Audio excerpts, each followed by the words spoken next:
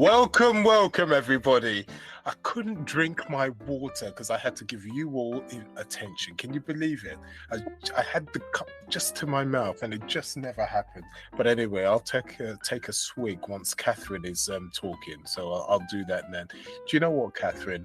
You know, I've had to jump to the toilet before while someone's introducing themselves and then jump back again. So I've done even things like that. Very strange. But anyway. That's very human. I love it. Yeah. So we have Catherine with us today, and it's true. I didn't do the beautiful day thing. What a beautiful day it is today! How wonderful it is. Let me introduce properly. Now I can speak about Catherine. Hello, Catherine. How are you? I'm well, thank you. Hello to you and to all of your listeners. Thank you for joining us. And as always, listeners, I do not have a clue what Catherine does or anything else about her. We're just going to go with the flow and just see what happens. So, Catherine, will you pronounce your surname? Because I'm terrible with surnames. Lazarek. No, that wasn't difficult. It's just because I was so lazy, listeners, to ask her in the first place. Now, this is what happens when, you think you can just wing it from beginning to end without asking simple questions. Is that right, Catherine Lazarek? That's ridiculous. You mean, is it ridiculous to wing it? No. Is it ridiculous? I should have asked for your surname at least, and maybe I could. Yeah. So, because you were very clear about what your podcast is about, and it's about not really knowing and going with the flow. So that, to me, is just a normal part of the conversation. She's right, I think. I think she's right. I think I like this one. I think we're going to get on very well. Catherine, thank you. All right, okay. So let's get on with the podcast instead of dilly-dallying, which is what I do. So, please take water. Well, I'm trying to get you to speak, so I can take my water. You're not supposed to take your water. Well, you know what? We can have a second of silence. Hey, how about everybody out in listening land all take a sip of water right now? Oh my God. Do you want to hear the gargling going as we drink away, or should we call this the gargling podcast? Okay, wait, I can gargle if you want to gargle. No, oh God. I don't think it's that type of podcast. But anyway, we'll see. Anyway, what we're going to do is get Catherine just to explain what she does, how she helps people, and then we'll go with the flow from there. Okay, that sounds like a good plan. There you go. Right. I'm so happy to be here today. I love sharing with people and getting to know people. And so it's always a joy to me when podcasters reach out and ask me to be a part of their show, because your show is personal and your show is about you. And I really enjoy being allowed to be along on the ride.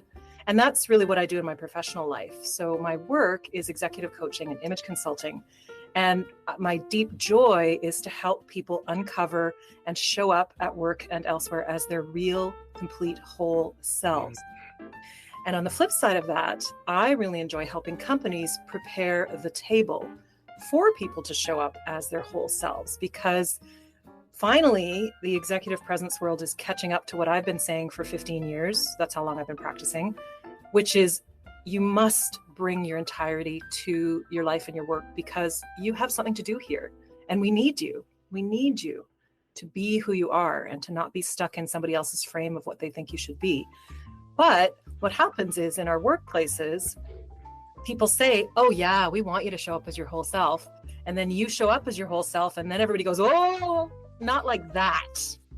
And so I have this lovely duality in my work where it's, okay, you're going to be your whole self, and you as a workplace are going to be your whole self, and you're going to prepare the table for everybody to show up as humans.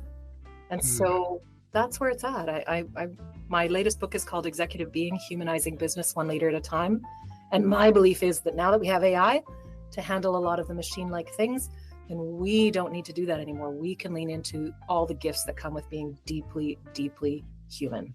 Well, that's beautiful to hear, actually. And to be honest, your work is actually more important than ever because AI.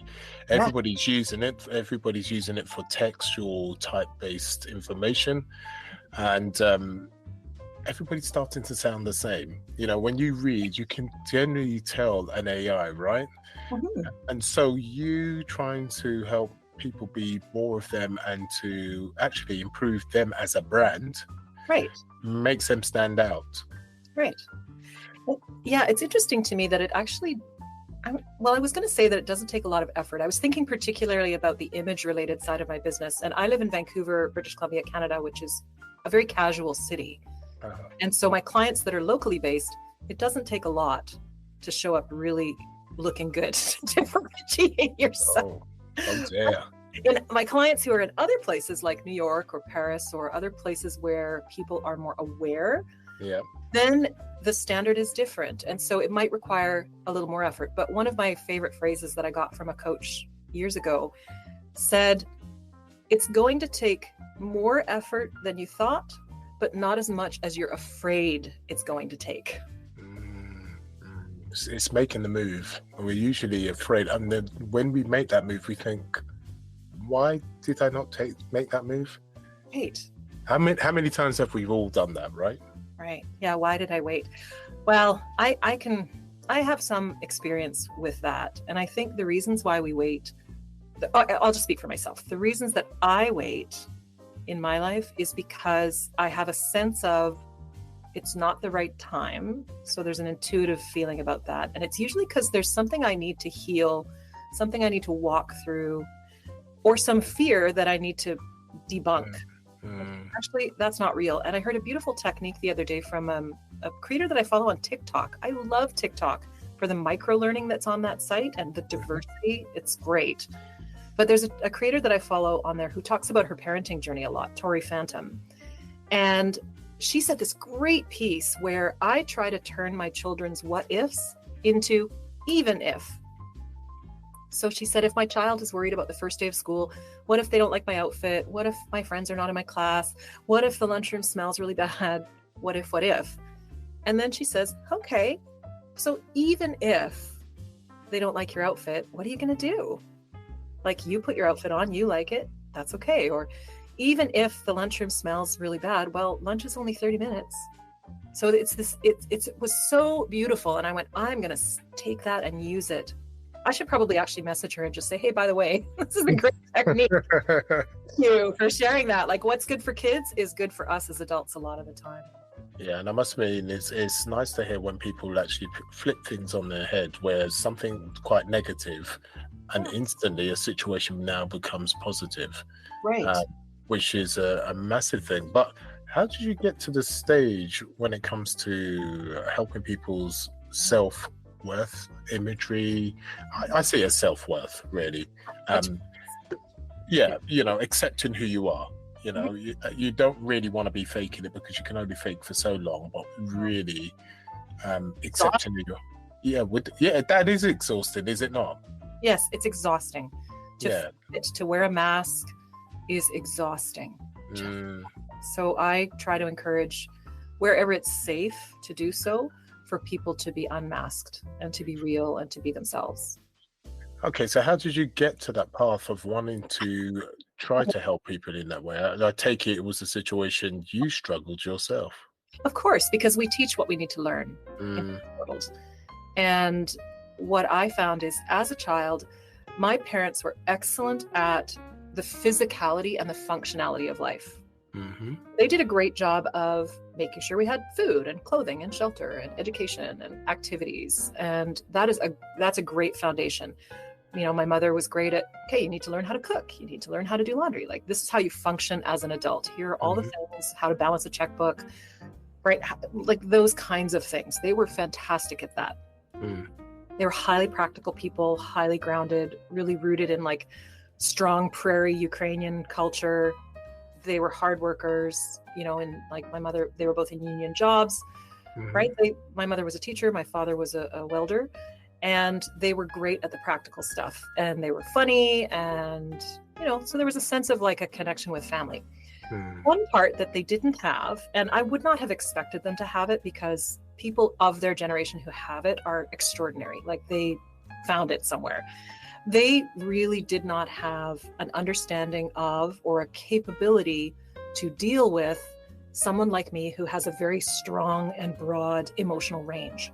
Like, my highs are high, my lows are low, and I want to experience all the colors of all the crayons in the box. I want it all. And excuse me, oh my goodness, part of my world is... Do you want to gargle? No, I just had to burp. Did you not see that? Well, it's obviously your filter kicked in, so yeah, well, you've told us what happened. So anyway, now you know. Again, oh well. And I really need that in my life. Like, there's something in my makeup. If anyone's ever done human design or any of those kinds of investigatory things, every piece of investigation that I've ever done, whether it's a personality test or if it's like for work, I've done like the Myers-Briggs inventory or the DISC profile or any of those profiles. Every little piece of information I gain from those always has some component of, oh, you are a deeply feeling and emotional person, and you need to ride that emotional wave in order to bring your frontal cortex back online to make a clear decision. And a lot of my decisions are both mind, body based. But because my family just didn't know how to deal with that, the messages that I unfortunately absorbed were things like, you're too loud, you're too sensitive, you're too much, you can't do that. You know, you're not like, I love to sing. I trained as an opera singer as part of my educational journey and did some performing in Vancouver and Vienna and San Francisco and other places in the world. Interesting. Yeah, it was lovely. And yet my parents were so practical that after that, even though I definitely am talented, I definitely could have done that, I had no model of how that would work, and they didn't know how it would work, and there was no Google and there was no way. So their fear of me not being financially independent from them, I think, caused them to discourage art, to discourage music in me, to use it, you know, oh, it's only a hobby. You can't make any money doing that. You can't, like, because they didn't know how that world worked. So I would never, you know, I've learned over the years to at first I was really mad about it and blamed them. And I was really sad. And I did a lot of grieving work and did a lot of therapy. Because of course that lack of affirmation and acceptance at home of who I really was drove me to seek affirmation and acceptance, or to be vulnerable to receiving affirmation and acceptance from people who would take advantage of a child. So that was really unfortunate for me. That was a difficult thing to go through. And I first began to deal with the consequences of that when I was 28. So that was a long time ago now. I'm 53 now. Wow. So it was a long time. And that was my first go round. And of course, my family's reaction to that was also not positive. So there was a lot of conflict around it because they were afraid. They were afraid for what would happen to me. They were afraid of what would happen to them. If I wasn't functional, I might have to move back in with them. There was a lot of things that stopped them, I think, from understanding. And that's not their fault. Like, they knew how to parent the way that they were parented, and they did some things differently than their parents because, of course, you know, my father's situation certainly was significantly worse. Like, he had it pretty bad growing up. So I had to go through a period of realization. Gosh, this is not how I am, and it is okay for me to be who I am, and it was not my fault. Those are kind of the steps of realization. And then I had to go through a whole lot of acceptance work.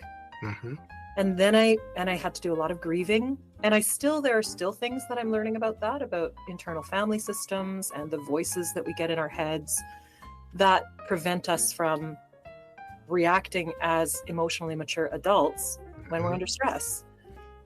And so my latest amount of work on that is I'm sort of delving more into the internal family systems work, but I have this constant eye on, am I able to be emotionally regulated in order to respond to life with joy instead of fear? And it's been a long process. So you asked me how I got here. It was a lot of feeling into the fact that something wasn't right, and then exploring into what might be right, and then taking steps along that route to figure it out. And it looked kind of crazy. And I don't know if there's other listeners right now who are doing this thing where you try something and you come back, and you try something and you come back, and you try something and come back, and they're all like totally look like opposite directions. I have all of the linear thinkers in your life crazy because they're very A to B to C to D to E to destination, and you're doing this. If you're doing that, I think it's important to have faith that really what you're doing is creating spokes on a web or spokes on a wheel. And eventually all of those things will connect together. That makes sense. Yeah, you'll find what you're meant to do.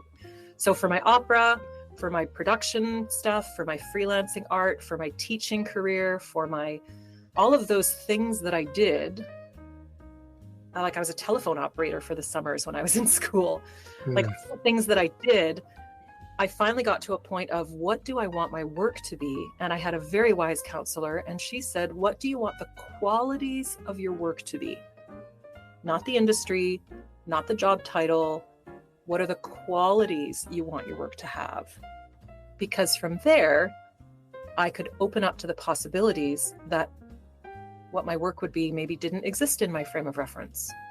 Like I didn't know image consulting was a job. I was like, that's not fun. Who does that job? Until it was a possibility, but it has the qualities that I wanted in my work. And I came up with a list of 5, because I don't know why, but handfuls of things always work really well for me. Yeah. 5 qualities of work. When I was looking for a partner, 5 qualities of what I wanted in a partner. And then my husband showed up 2 months later. Like a handful just works well for me.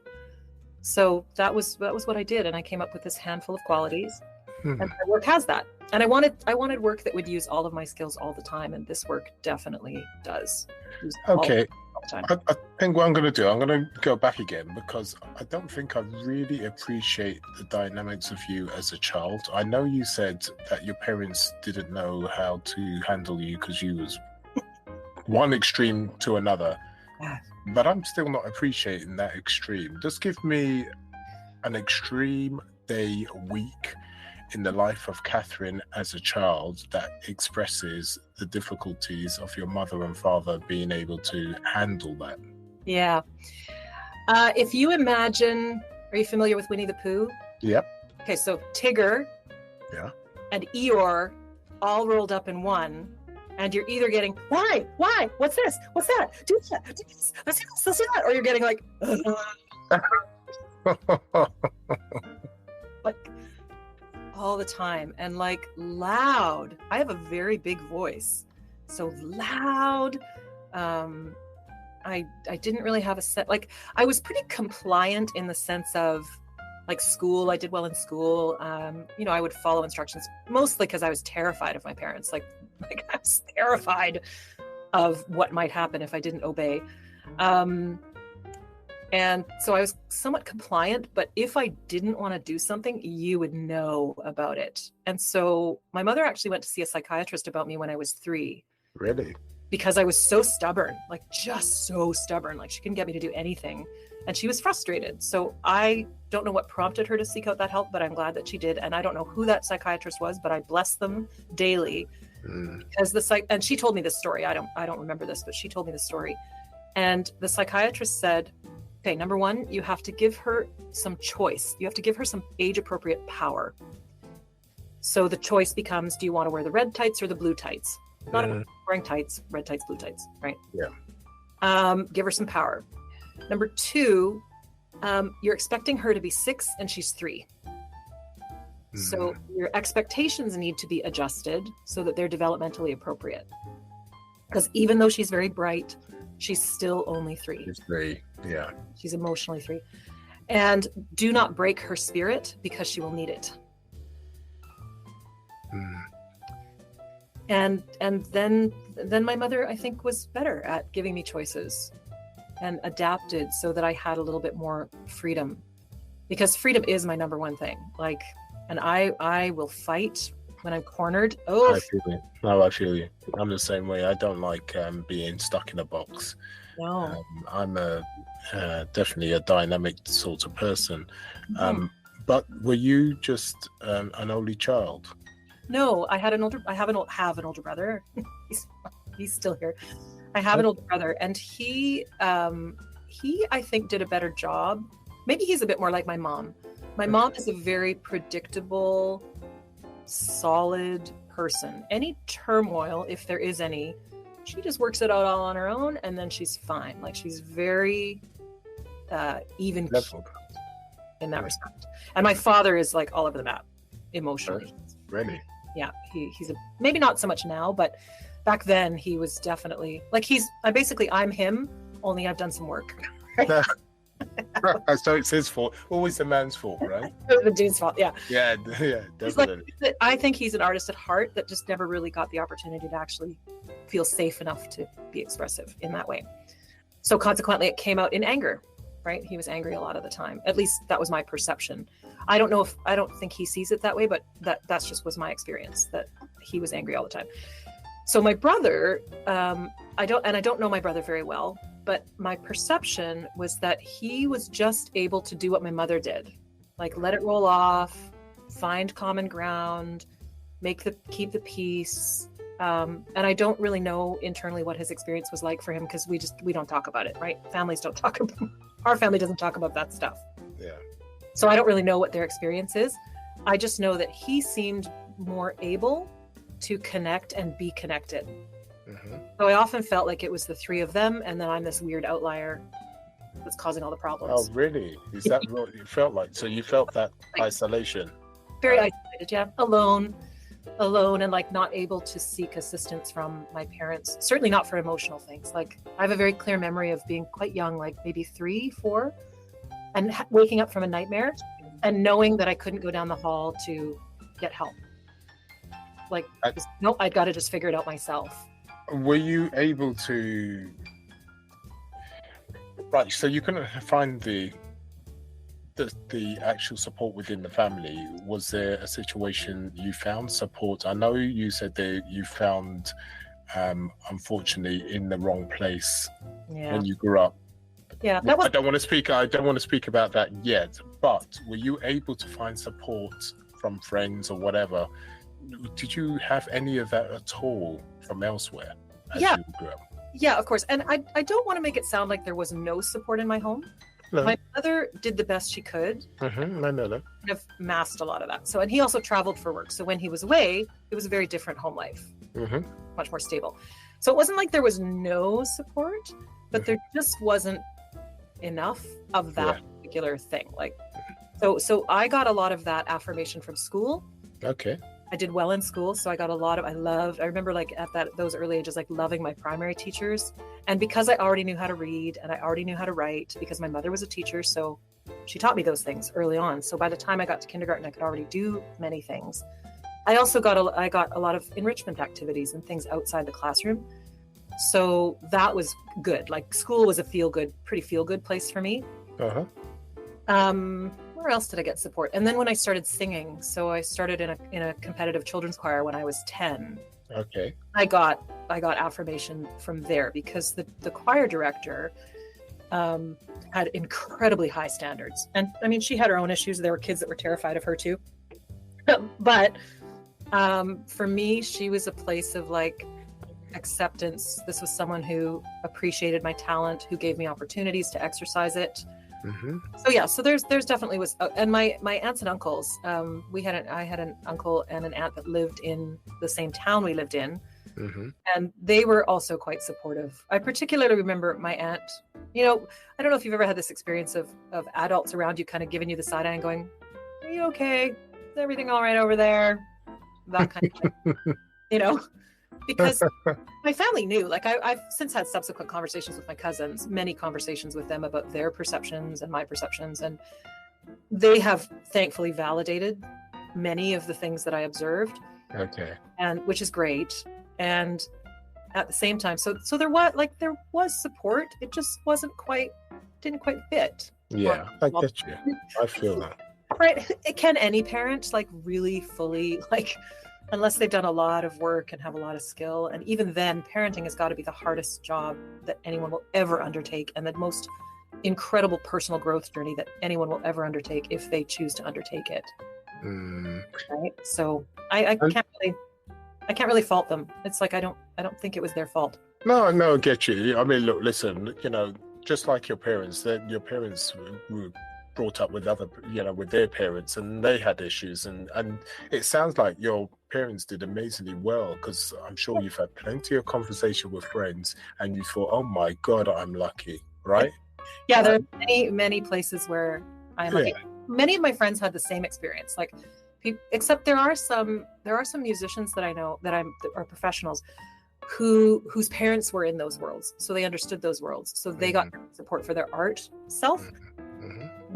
But in terms of the physical, routine, my mom was solid on all of that, and then my dad provided financial support. My mother also worked, so the two of them had financial support, but my father did his job, right? He didn't desert my mother. He stayed and he provided financially, and they're still together, so whatever they have going on, working for them. That's great to hear. No, that's quite unusual nowadays, isn't it? So that's great to hear that you're together. Right, so you obviously sharing your journey as a child and how it affected you, but we also know that it was a situation where you were affected negatively and people actually took advantage. Tell us a bit more about that. Fortunately, it is negative, but I think it's important to show people your journey, how you got to this stage. So what negative things came out of that? So what happened is, when I was a teenager, so I was 14 years old, and there was a teacher at my school who thought that I was talented and told me and praised me and started an inappropriate relationship with me. And even though by the time my parents had an inkling that was happening, like this man drove me home after school one day. We were doing a rehearsal and he drove me home. And my father walked him down to the end of the driveway and was like, stay away from my daughter. It was too late. It was way too late by that time, because I had already attached to this man. Yes, of course. So I was receiving that attention and affirmation and appreciation and love, what looked like love. I understand, yeah. From him. But the sexual price was high. And totally inappropriate. And I believe he was conscious of it, because he waited until I was 15, which at the time was the age of consent in the province where I live. And even though we did not have intercourse, there were lots of other sexual things that he wanted to do. Yeah. And I didn't know any better. And I think it's so confusing for children who are in those situations, because you're a teenager. Some of those things feel good, but they're shameful. So there's a confusion around that is hard. And because I grew up with confusion, right? I'm confused. I'm sure love is not supposed to feel like this. And then I get into another relationship that's confusing. Confusion was kind of the order of the day. And I was alone. I couldn't talk to any other adults about it. Because of the secondary gain. Like, even though this is a negative affect, the secondary gain is I'm getting this attention and appreciation that I actually deeply need. Getting this need met through this very negative interaction. And so I thought it was my fault. I thought I was the one initiating it. I thought I was the one driving the bus, which is crazy to think as a 15-year-old, and this man was 26, that is true. But it turned a bit ugly. I went to a different school for grade 11, and then he began to stalk me. Oh my! And would show up at my place of work, and try to continue this relationship. And it was New Year's Eve. Actually, I can't remember what year it was, but it was like I was at my friend's house for New Year's Eve, and I phoned him and I said, this is not working out. And he had a total mental health break. He completely threatened to kill himself. It was just, I'm going to kill myself. It's your fault. Like, really, it was really bad. And then, so I didn't say anything, but I had to tell my mother. I said, Mom, I'm really sorry, but this is what's happening, and I need help now. Like, this guy won't leave me alone. And I remember sitting in the dining room while she had a conversation with him on the phone, and she's like doing that whole thing. Well, if you love something, set it free. If it comes back, it's yours. Wow, she was that level-headed. She talked on. And then he didn't see me anymore. But we also agreed to not tell my father. Yeah. Because she was worried about my father, with his temper, what he might do. Oh, definitely. And so we agreed never to tell him. But then then fast forward to me being 28, and going back to my hometown, and he was a musician, and seeing the concert. And then I see him standing in a doorway with another young girl. And I'm like, okay, he's doing it again, and this cannot go forward. So that was when I chose to go to the police. That was when I chose to work through my own stuff around it. And it was awful. My family was very angry with me. My brother still lived in that town, and he was really angry and embarrassed and ashamed that this was coming out. Yeah. Why are you doing this? You know, it was your fault. You wanted it when you were that age. Like, just no understanding of the impact of that. Like, why would you deal with it? It's all in the past. But so that was really a difficult time, a very difficult time. And I had a very good friend, and I had a good counselor, and I lived in Vancouver at that time. So I was not in the city. Mm-hmm. And the police, one constable didn't believe me. The other constable, a female, did. And then they started to watch him very carefully, because at the time there was a legal loophole. Like, now there's sexual exploitation laws on the books to prevent that kind of thing. Yeah. At the time, there was no law with which to prosecute him. So he got away with it. And then they started to watch him very carefully. And then he moved, and he lives somewhere in the Okanagan now, and is still teaching music, and still, I don't actually know. But I know the effect that his actions had on me. And it was long reaching, like the tendrils of that are long reaching. So missing that attention piece for kids that all kids need it, that I think we're starting to realize as we learn more about how kids develop, that it's just as important to address the emotional needs of a child as it is to address the physical needs of a child. No, you're totally right. Yeah, it's very important to spend the time and all the extra detail that is needed underpinning, but it's easier said than done, because as parents we have our own baggage, right? Mm-hmm. And we have our kids, so I can imagine your parents did amazingly well with the tools they had when they were growing up, because it sounds like they did a lot. They did, but unfortunately you didn't get exactly what you needed, but it's brought you to a stage where you are, I mean, I must admit, the first 5 seconds of speaking with you, I saw the strength, the straightforwardness, the openness, the laughter, everything about you, and instantly, and that was due to partly this story. And this is why I say to the listeners, the reason why I do this podcast is, anybody, be you neurodivergent or not, anybody can be successful no matter how hard things get, and no matter what issues you have, you can be successful. It just comes down to accepting who you are, focusing on your strengths, and there is always people that are going to resonate to you. There's billions of people in this world. How many people do you have to keep happy or resonate with? Only after a handful, right? Yeah. So, and this is why I like doing this podcast. You've just told me a snippet of your story, and still look how successful you are. Look how easy you are to speak with. She's a laugh, isn't she, listeners? But she still has her tough days. You ain't come out of the woods completely. Will never. That's not likely to ever to happen. I don't think so. No, exactly. I'm going to say, though, what I have learned to do and what I've accepted about myself is I actually love it. Like, on the days when I feel deeply sad and I'm like doing the full-on bed burrito, like I'm all wrapped up and sobbing, like I just want to feel the tears on my face, and I want to feel all of this. So I've learned to find some pleasure in even the hardest emotional moments, because it reminds me that I'm alive, and it reminds me that, oh, I can use it in my art, right? Oh, there's another color I can access. Oh, there's another nuance that I know of. Here's another way I can share that with somebody. Here's a word for that, right? Here, what can I do with this? What tapestry can I make out of this thread? And I think that's really helped a lot too. And that came from a deep acceptance and of finding the environment. And I don't know if you know about this, or your listeners have heard of it, but there was a book written called, I don't know if it's called Orchid Kids versus Dandelion Kids, but if you Google Orchid Kids, Dandelion Kids, you'll find it. And what I love about that book is dandelion kids are described as kids that will do okay no matter where you plant them. Right? Like a dandelion, they'll grow in the concrete. Like they just grow. They're really good at that. they're very adaptable. Orchid kids, there are orchids all over the world, and there are orchids in all kinds of temperatures, but each orchid is suited specifically to that environment. If it is not in that environment, it won't thrive. So he talks about orchid kids, the author talks about orchid kids as really needing a particular set of growing conditions. Yeah. And once you put orchid kids in those conditions, then they far outpace anything that dandelion kids do.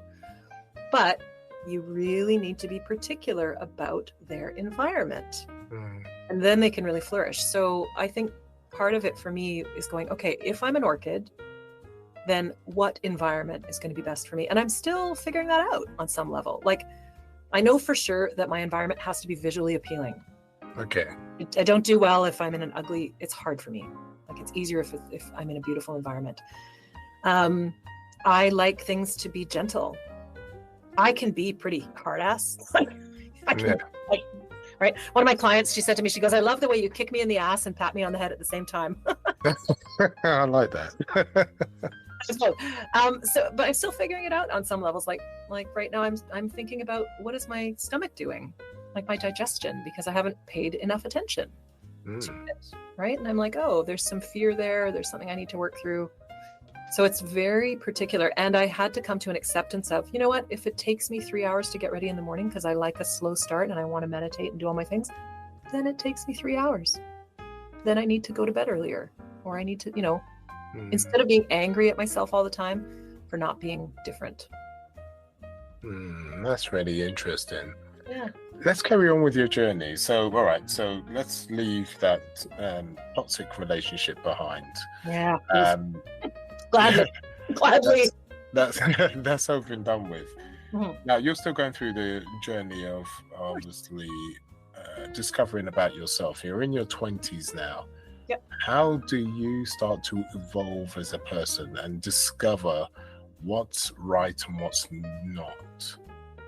I don't think that I did in my early 20s. I think I was still following a program of university education.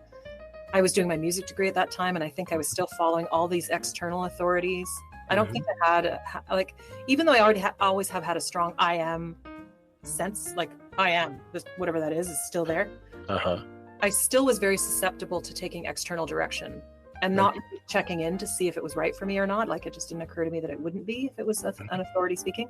I don't think I really figured it out until that incident, until 28, when I was like, until I started to experience like severe anxiety. I couldn't teach any longer in the classroom. I was so upset. I just couldn't do it. I was raging at people. Like, until I went as long as I could in the box of somebody else's expectations until I literally could not do it anymore. Couldn't do it. Was exhausted, burnt out, angry, upset. And at that moment, I had a teacher friend who I still have to this day, is a dear, dear friend. And he said to me, that's what stress leave is for.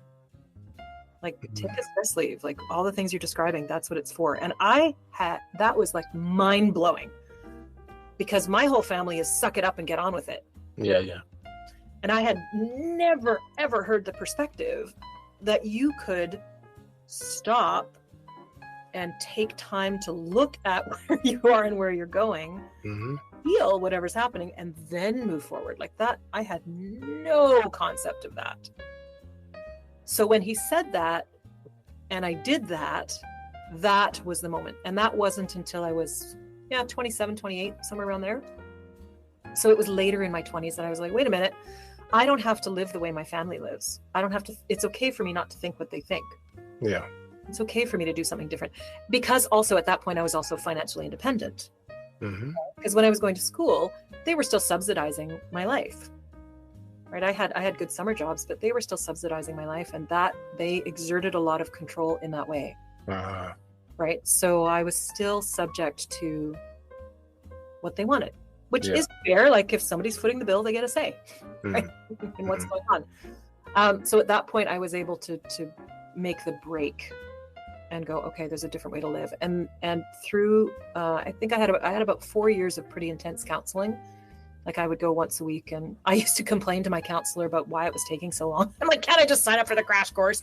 She's like, honey, you're in it. Like you're doing it. You are powering through. You're powering through like you're doing it. So I did about 4 years of therapy Okay. and was freelancing and singing and trying some different artistic things and working my way through that. And then was totally broke. So I needed to go back to teaching, and I cried and cried because I didn't want to do it. And then after a year and a half, 2 years of that, I got a lung tumor. Oh my. Yeah. And then it was like, okay, these jobs are suffocating me. I need to find something different. Yeah. And that was another breaking point. And that was, I think I was 35 or 36 at that point. And it was a point of going, okay, actually it was after my wedding. So when did I get married? I got married in 2006. So I was 35. So it was after that. Like I was 36 or 37. So it was kind of like it was almost like the 7 or 8 year cycles, right? Which is really common for people to go through a 7 or 8 year developmental cycle. Yeah. When things change. And so I had that other break. And then that was really when I was like, okay, I don't have to do this job. I could do a different job. And so that's when I got into corporate training, and the tumor went away, which was fascinating to me. Like 6 months after I discovered it, I was like, oh, right. I don't need to die to be free. Great. So this tumor can go away. And then it did, which is a miracle. And then I started building my business, this image consulting thing around the sides. And when the recession hit in 2009, I thought, okay, I'll just go full time. And away I went. And it's been an ongoing journey since then. So you've had a beautiful journey. Like I said, I can sit here and talk with you. But unfortunately, we do not have unlimited amount of time. So this journey has brought you to the point where you have empathy and you understand about how the image of you is very important, not just in business, but actually just in how your coping mechanism works with you. So you've had this huge amount of experience, gone corporate, understood how to package it after doing corporate with your life experience, and that's why you're so good at what you're doing, because you can't really learn this as a degree. You've actually lived the way that you want to teach people, and I suppose you feel people, and everything's unique in the way you teach. You don't really have a blueprint, really, or how do you feel or train individual people? How does that come about?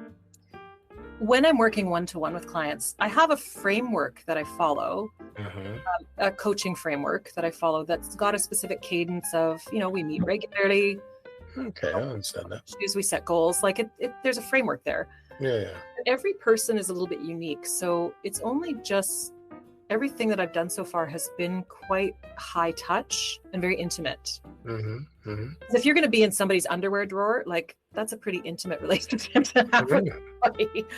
So you have to be very careful and knowledgeable about what you're saying and when and how other people perceive you and react. So there's that piece of it. But the most, I'm going to say so far it's been a coaching framework, and it wasn't always like that. When I got my training in image consulting, there were frameworks that I could follow through that. And I still use some of those tools. So what I've done over the years is in my education, when I've done a coach training or a consultant training, there are little pieces that I pick up along the way and then put them all together. And so now with the book that I just wrote, that's my own framework. So when I think about helping people with their presence, I call it the 3 C's. And there's core is the number one thing, your character, like knowing who you are at the center is your character. What do you stand for? What do you love? What do you not love? Right? What's your character? Who are you when nobody's looking? Because I think that who you are at 4 is who you are at 104. Like the core, that character of you doesn't change. So it's good to make friends with that. And then I think also your container that you came here in is the perfect container to do whatever you're meant to do on the planet. So the sooner you make friends with your container, also the easier your life is going to roll. So the inside and the outside, and making friends with both of those things.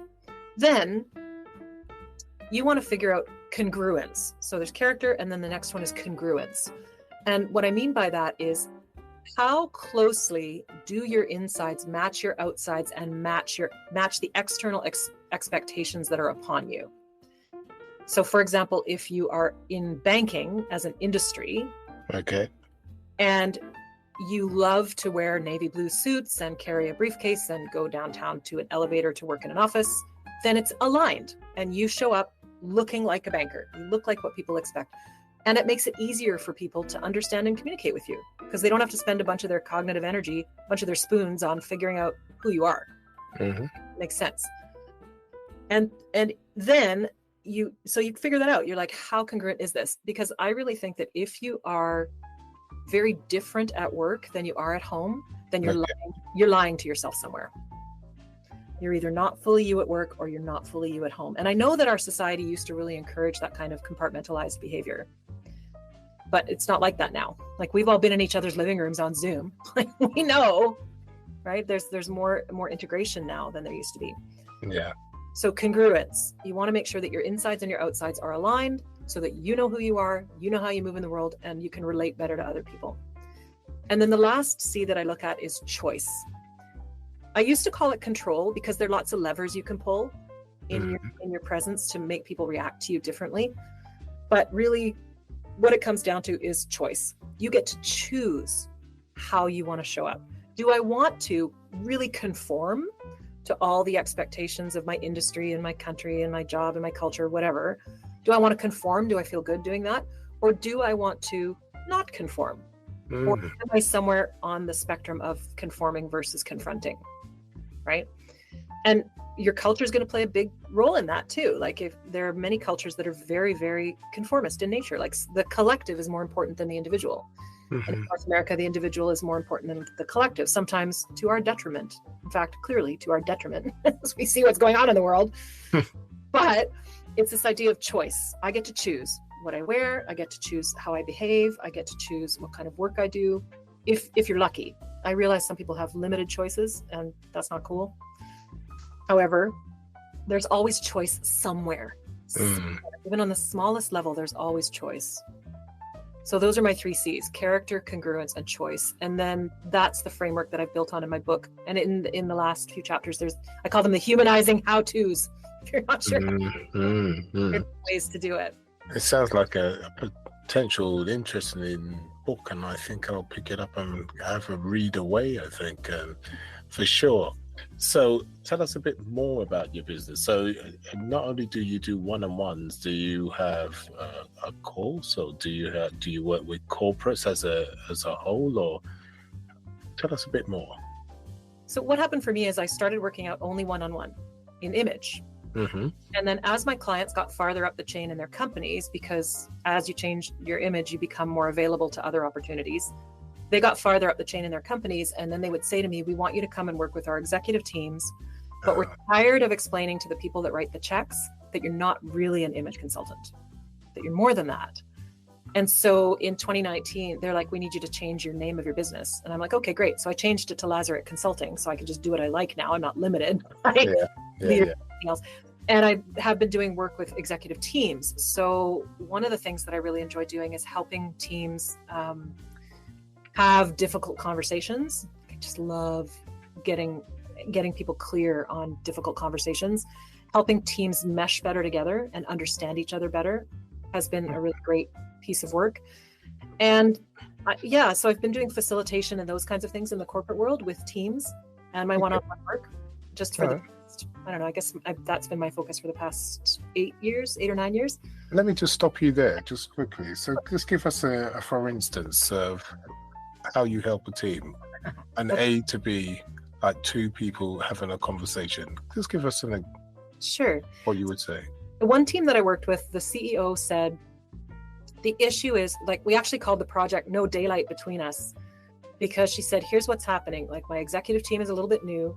They're starting to build factions. They're starting to do back channeling. They're not all being together and honest in the room. And I need there to be no daylight between us. I need there to be a cohesive team. So I did some investigatory work, of course, went in and talked to each person individually, did some discovery, and then brought the whole team together. And I actually borrowed Brene Brown's Braving framework, which is a fantastic framework for having these kinds of conversations around the elements of trust, because that's really the issue. If you have a team that's not talking, always, they don't trust each other. Yeah. So then, so we spent some time working through like each element of that particular framework, boundaries, vault, all the different pieces of that as a group, and doing exercises around appreciation and acknowledgement of what each other brings to the team, and a framework for how do we have these conversations? Can we do the feeling behavior impact? Can we do the I statements? Can we do the be curious, not judgmental, right? Part of things, and walked them through all these exercises. They also did, they had done previously I think it wasn't True Colors, it was Insights is another personality thing. So they had all done those. So we talked a little bit about how those played into this issue of trusting or not trusting and fostering a deeper understanding. So we did some of that just in the boardroom. We did some of it at an executive retreat that they were at, and some of it one-to-one. But after that work, they were really tight. It was good. They started to see each other and appreciate each other as whole people, and they were allowed to be whole people.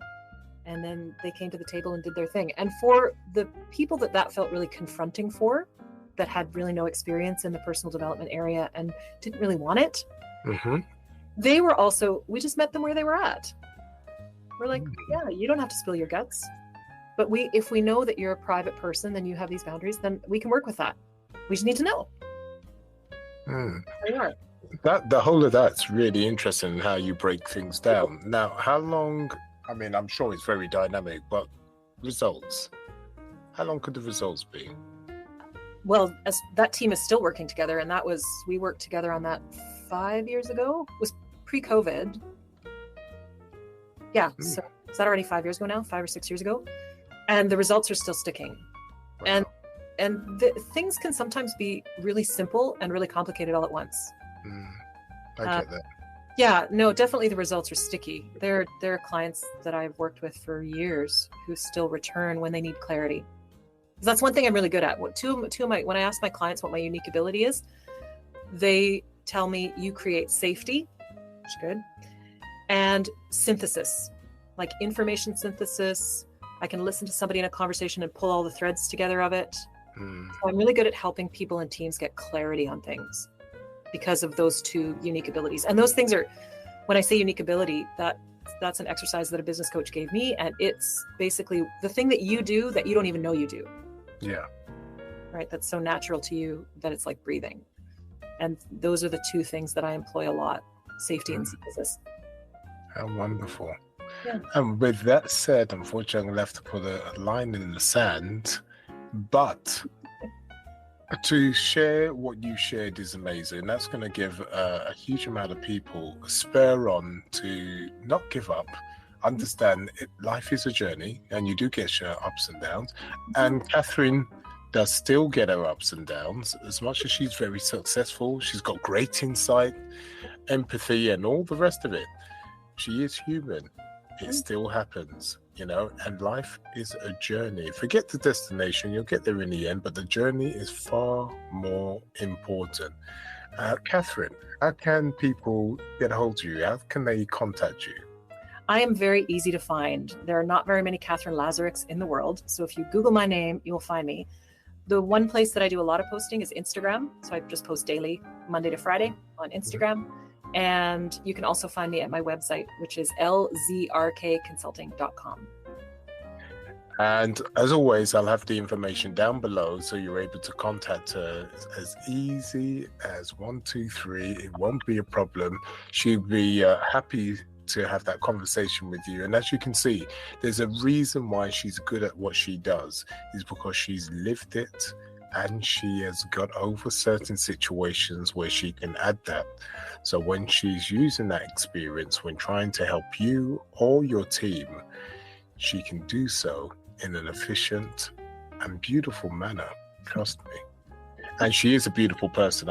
Honestly, we had a bit of a, well, I won't tell you what happened before it started, but she made me laugh, and she's very easygoing. So, as I said, thank you, Catherine, for joining and for your time. I appreciate your time, and so does the rest of the community. I am very honored to be here. I love chatting with you, and it's great to be heard. It's important to be heard too. So I really appreciate that. It's a gift to me. Definitely, with pleasure. And everybody else, I will see you another time. It won't be long. And sayonara. Bye, everybody.